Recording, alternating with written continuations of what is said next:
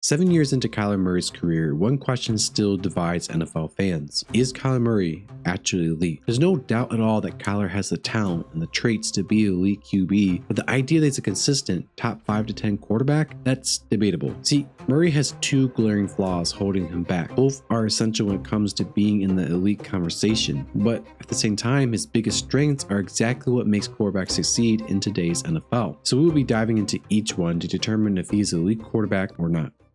The biggest thing I've seen from Kyler Murray is a lack of comebacks being made to win games. And I'm not just saying like game-winning drives, but as a whole, like the whole half to do something. This year alone, he has failed to consistently lead his team back in one-score games 2 times in the fourth quarter, one game with inconsistency being the killer early on. Against the 49ers in the fourth quarter, the Cardinals punted 3 times, one of which is based off of safety from the 49ers, so they had good field position. Before that drive, the Cardinals defense had an interception, in which is another opportunity that Murray had that he probably shouldn't have gotten, and they punted as well. Going to the Seahawks game on Thursday Night Football, the Cardinals punted 2 times in the second quarter. Kyler had an interception, and in the 2-minute drill, it didn't go well. He did his part in the third and fourth quarter, but it wasn't enough to overcome the deficiency in the first half. In the Titans game, well, that was pure chaos. Kyler was great in the first quarter, but in the second quarter, he led the offense to only 1 touchdown. Then in the second half, they had 7 punts. Kyler fumbling the ball after moving the ball well, and then DeMarcado fumbling the ball at the goal line on 3rd and 1. He just can't finish out games. And this was against a Titans defense that's getting beat up on severely by good offenses like the Rams and the Colts. Cardinals have a good offensive line, a good scheme, and good playmakers all around. There isn't a valid excuse for Kyler Murray. That's so far this year. But going back to last year against the Vikings, the Cardinals were 6-5, needing to play like they need to win out in order to go to the playoffs. This is exactly when an elite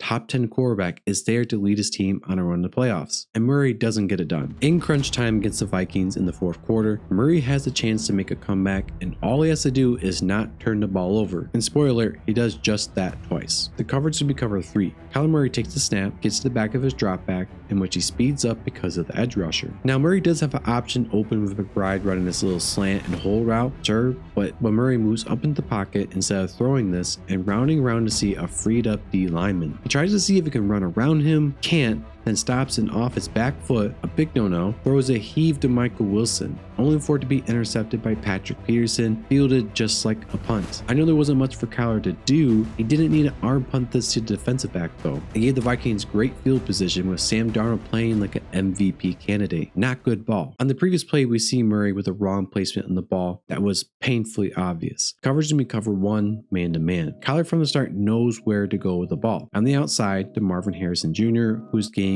not much separation. Now, my problem isn't that he throws this to Harrison. He just places this in the wrong spot. If your receiver is not being the defensive back to get enough separation, you throw it to the back shoulder then. And that's where Kyler goes wrong here. There is fundamentally no excuse, even from the start of the play, as the defensive back has outside leverage, which gives him the advantage. If he threw his back shoulder, Harrison could have stopped the route and come back for the ball. Instead, Murray expected him to make an Odell Beckham Jr.-like play, 2-handed grab. Between this drive and the final drive for Arizona, the Cardinals are able to get a field goal, but the Vikings get a field goal and a touchdown, which leaves the Cardinals 22-23, only needing a field goal to win the game. Sounds easy, right? Oh, I guess it wasn't. It's going to be 4th down with 2 plays later. Kyler fumbling the ball that may or may not have been his fault. Depends on if he was supposed to drop back that far. Coverage for his plays can be cover 1 man-to-man. Murray taking the snap, looks to his right, and stares his read down. He is seeing this clearly though and waits for Harrison to do his loop around to this ball. Now this is a good decision to throw because it is open, but Murray underthrows it and is intercepted by Griffin. It was there, and all he had to do was throw it ahead of Harrison. The pocket was clean as well, and Murray was able to step into his throw with no interference and enough time. There's multiple examples I could show in him just not showing up when it matters most, and not just potential game-winning drives, but entire halves where he looks like a shell of himself compared to the half before, or what we know he's capable and has shown at times. The one thing that's honestly kept Murray in his elite conversation at times in his career, and frankly his job, is one of the most important traits to have in a quarterback. That is how many big time throws he makes and the timing of them. This is something that Kyler does really well. Throughout his career in the NFL, he is consistently ranked in the top 15 of quarterbacks in big time throws. Besides the 2022 year where he looked like a completely different player, and the 2023 year where he came back for a few games after his knee injury. For context, big time throws is essentially a stat that represents the amount of throws that QB makes makes it as explosive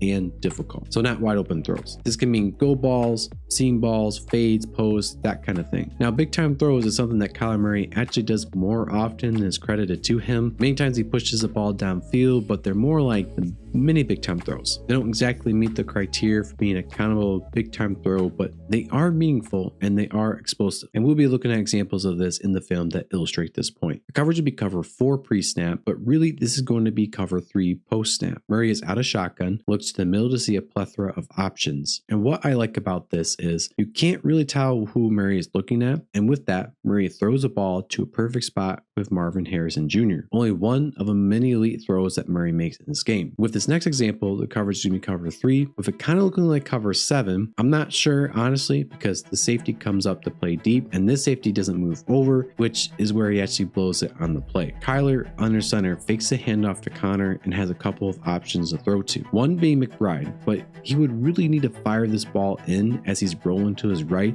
and McBride is way over there, with the safety already flipping his hips to go there. It's not a great option. So Murray looks to Harrison, who has a step on the corner, and the safety flips his hips to go to McBride, a critical error on his part, because with his attention divided, Murray goes to Harrison, throwing a nice ball on the run that goes all the way for the touchdown. It gets even better than this, with big time throws being a huge plus in Murray's game as he constantly attacks it outside with fades, corners, and go routes. He also does something else that every football fan who recognizes his name will remember him for: scrambling. Now, this particular example is special because it's not only him scrambling, but him making a big time throw, in my opinion, for the touchdown. It will be 3rd and 5 in the red zone in the third quarter. The coverage is going to look like cover 6, but it moves to what seems to be cover 7. Murray, with nothing open yet downfield, is going to get pressure with the tackle falling over and the running back leaving the block, leaving Kyler to fend for himself. Thug life, huh? Kyler swings around to avoid the rusher and the sack, but now he has another defender coming at him.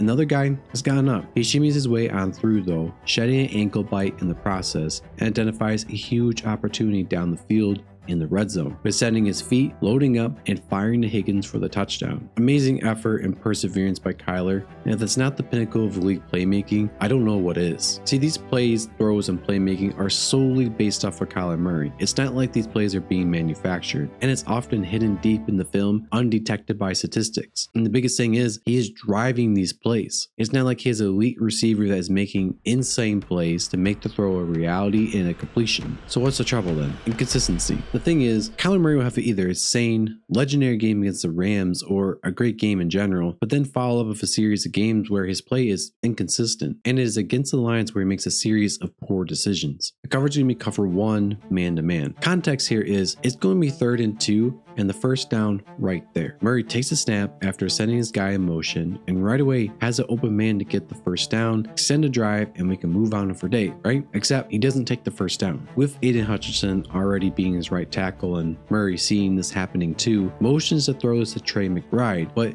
he has to pull down, otherwise Hutch is going to make a play at the ball. So Murray steps up in the pocket and tries to escape, but the big boy gets his hands on him, and Kyler tries to throw it to Harrison, but it's too late. Why didn't he just throw it to get the first down? It was right there, laid out entirely for him, and he passes it up. That seems like a dumb example, but that's like one of the many things you see in his game. It's like those weird, small, minor things that he does. And it's like, what are you doing? Now we're looking at another example of indecisiveness in the game, but the impact is severe. It's 2nd and 3 in the third quarter. The Lions are trying to get a little too cute by being deceptive, and it fails, kind of. Coverage will finalize as cover 4. Murray faking the handoff, looks downfield to Hutchinson, whom somehow with raw speed outruns Kirby Joseph and is wide open. And Murray loads up, throws it deep to him, with it being underthrown and very late. An awful throw and decision, not because it's not open, but because of how long it took for him to throw this. There's no excuses here. Kyler had a wide open pocket to work with. Like, we got acres of real estate to work with, and all day to throw as well. Not only was he staring down this throw from the get-go, he should have thrown this way sooner.